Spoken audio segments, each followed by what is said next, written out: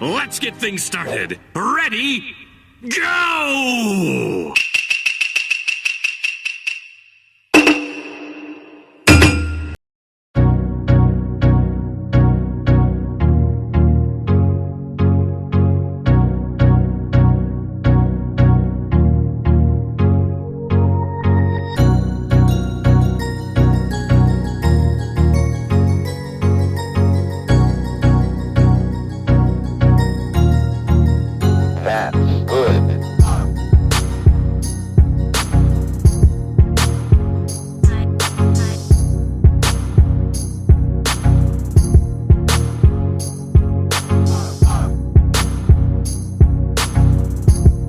I love it.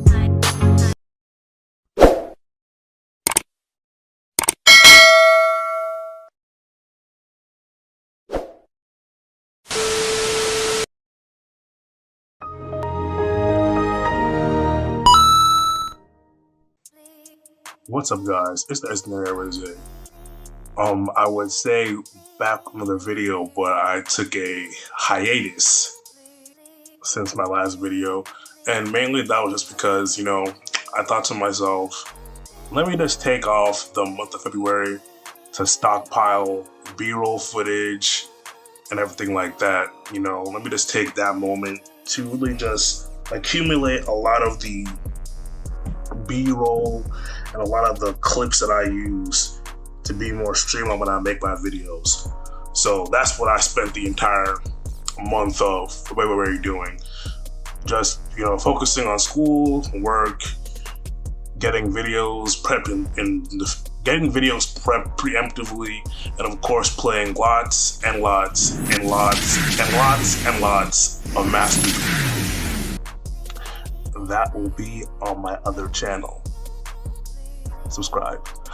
But aside from that, I'm back, and as the title says, the most pressing thing happening right now that could have the biggest ramifications for the foreseeable future right now is what's going on in Russia, right? With Russia and Ukraine. Now, the thing with Russia and Ukraine is, if you're smart enough, and I use that word very loosely, smart enough, right? You can see the thinly veiled bullshit behind the entire media presentation of what's going on in Russia with Ukraine. It's hilarious to me seeing other countries who only exist via the same aggressive expansionism that Vladimir Putin and Russia is doing to Ukraine condemn Russia for the same thing.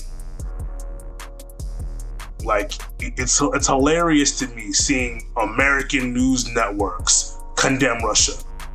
It's hilarious. The same American news networks that were supporting the last two presidents, actually, the last two presidents, minus Trump, in engaging in Middle Eastern affairs.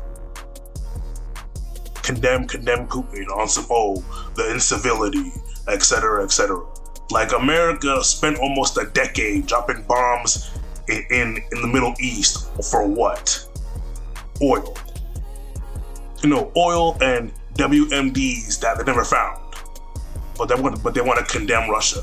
And then don't get me started on these other European countries. I lost my shit when I saw France was putting down sanctions on Russia. I'm like, France? The same France that, as it stands now, is still making maybe like 13 different countries in Western Africa pay colonial tax. And mind you, that whole colonial tax thing is so fucking stupid, but oh my god, don't get me started on that shit. But that same France, the same France that sabotaged the emancipation of Haiti by essentially blocking them out of the market. You mean the same France that is on record for killing, I think, maybe 12 to 24 different African revolutionaries, is not gonna condemn Russia for some, You guys can invade Ukraine? Really? Cue the clip. Stop the cap. Stop the cap right now. Stop the cap. No bullshit, bro. You know, so I mean, this whole Russia-Ukraine fiasco, I'm sorry, but I don't care. Like, even though there are people who will die, I can't be bothered to care. Because it's all bullshit. Like, it's all bullshit. The same countries condemning Russia were doing the same thing Russia's doing to other people who weren't white, and no one gave a shit. And I'm saying this all before I found out about how the Ukrainians themselves are treating African students there. And the whole thing with that is, you know, as fucked up as this might sound, I'm glad this happened. I'm glad it happened, because far too often do you see this shit happen where you'll have African immigrants in other European countries get mistreated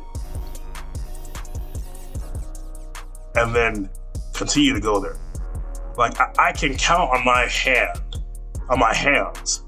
the amount of stories I've heard over the last 10 years where, you know, whether it be India, China, or the Ukraine, where the native people there attacked African students there or African immigrants there. I mean, shit, when C-19 happened, the fucking Chinese tried to blame it on the Nigerian immigrants who were there. You know, so I'm actually happy this happened, because to me, at a certain point, Africans are going to have to come to grips with that. Okay, we can't keep immigrating to other countries the way we do to just get mistreated. Especially when we have our own countries that we're immigrating from. Like, at some point, we're going to have to ask ourselves, okay, is fixing my shit more of a hassle versus getting mistreated in someone else's country? You know what I mean? Like, it reminds me of something my mom said to me when I was younger.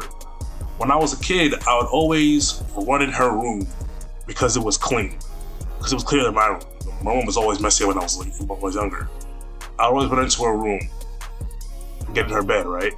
And eventually, my mom was like, hey, look, how about you go make your room a place you want to stay in versus always running into mine? I'll say that again. She told me, how about you go make your room a place you want to stay in versus coming to mine? And that's really what has to happen. How about we Africans? Yes, I know it'll be long. There'll probably be bloodshed, probably a war. But how about we make our own countries a place we want to stay in versus going to other people's countries and just to get mistreated? I mean, seriously.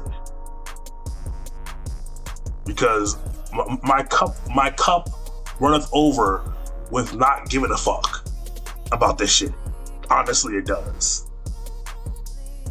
You know, but between the media pandering to Russia because it's, you know, it's white victims now, it's white on white violence now, between Africans getting mistreated again in another foreign country, and then don't get me started on these fucking African American men in the comments I'm seeing saying, oh, the cowards, the African men are cowards for not fighting in Ukraine. I'm like, nigga, do you understand how fucking stupid you sound?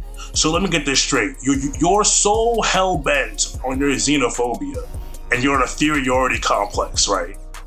And your gynocentric modeling, that you're trying to rationalize the idea of blacks fighting in a European war for the freedom of white men. Like, you're so far up that black bitch's ass that you can't comprehend how dumb that sounds.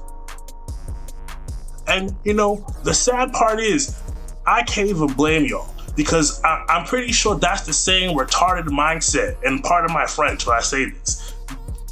I'm pretty sure that's the same wild mindset that y'all used when y'all fought in every American war just to come back to America and get treated like trash. I'll show you the comments of guys I was going back and forth with, talking about, oh, well, if you don't want to fight for a nation, go back to where you came from. No shit, but isn't it crazy that it's y'all saying this shit as if y'all don't have a history of fighting for a nation that doesn't care about y'all? Like, is the irony not lost on how stupid that shit sounds? I mean, think about it. After World War I, there was a massacre that happened. I'll post the date of what it's called. I think it was called like a Red Summer, where World War II Black American veterans came back and were getting lynched by white people. So the nation you fought in defense of, you came back and got killed for it. Okay, Vietnam, same thing. All the pre-colonial wars, same thing. World War II, y'all weren't even being allowed to be treated equally in the barracks and in the squadrons. There's even handwritten letters from officers in the army towards FDR, calling him out, saying, how is it you say that, you know, inequality in Germany is inequality everywhere, but in your own army you mistreat people. Like y'all live through this shit yourselves, yet when it comes to this, y'all get super duper retarded. Y'all go Super Saiyan retardation over this shit. I mean, god damn. But again, you know, I can't be surprised. As BGS said, you men get your morals from your women. You men think like women. But anyway, I am Ados though, right? Don't forget to like, comment, and subscribe. Stay tuned.